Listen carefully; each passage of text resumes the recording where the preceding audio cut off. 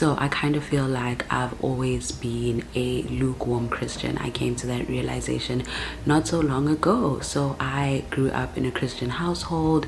Even when I was in high school, I would go to Bible study. We went to boarding school, go to church on Sundays. I did have a relationship with God. I knew God, for myself as well. It wasn't really a borrowed faith from my parents. However, I came to the realization recently that I'm actually a lukewarm Christian. And by lukewarm, that just means that like I'm not really on fire for God, but at the same time I'm not cold for God. Like I'm just somewhere in between. I'm just warm.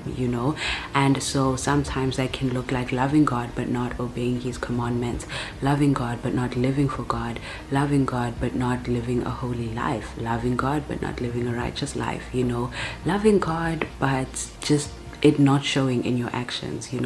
So I came to that realization and I was just like, no man, I really need to make a change. Like I have been a Christian for so long, but I've never gone deeper in my faith. I've always stayed at the surface. If it was a house, I've always stayed in the lounge.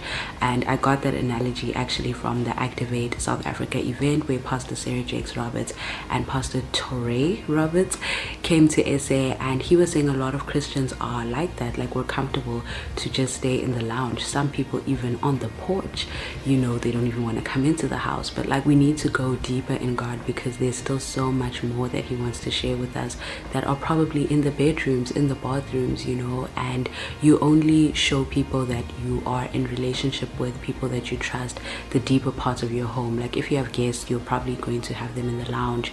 You'll have your visitors in the lounge. If there are people close to you, maybe you'll show them your bedroom.